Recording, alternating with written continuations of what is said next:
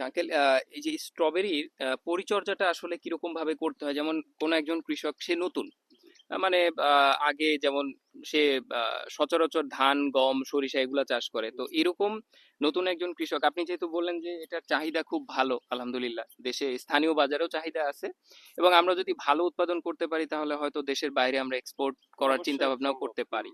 তো সেক্ষেত্রে যদি কেউ নতুন একজন কৃষক যদি এরকম চাষ শুরু করতে যায়, তাহলে তার পরিচর্যা এবং আনুষঙ্গিক যে বিষয়গুলো, খরচ কিরকম হতে পারে, এই বিষয়ে যদি একটু বলতেন সবার দেখ, উদ্দেশ্যে। ধন্যবাদ সুন্দর একটা প্রশ্ন করার জন্য। দেখুন, এই স্ট্রবেরি এমনটা চাষ, এখানে আহ, বেশ ভালো টাকা ইনভেস্ট করতে হয়, খরচা হয় বেশ ভালো। আচ্ছা। এবং খরচাই শুধু না, একটা সুন্দর পরিচর্যা রাখতে হয়।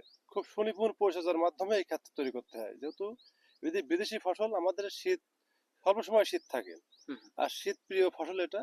এই শীতের মধ্যে খুব কৌশলে, দক্ষতার সাথে চাষ করলে তবেই এখানে সফলতা পাওয়া যায়।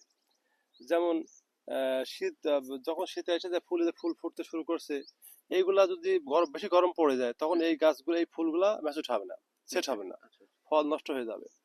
আর অনেক খরচ, প্রতি বিঘাতে প্রায় 4 থেকে 5 হাজার চারা ধরে। একটা চারার দাম মিনিমাম 20 টাকা পিস হয় যখন লাগানো হয়। তাহলে একটা বিঘাতে এতগুলো টাকা চারা কিনতে হয়।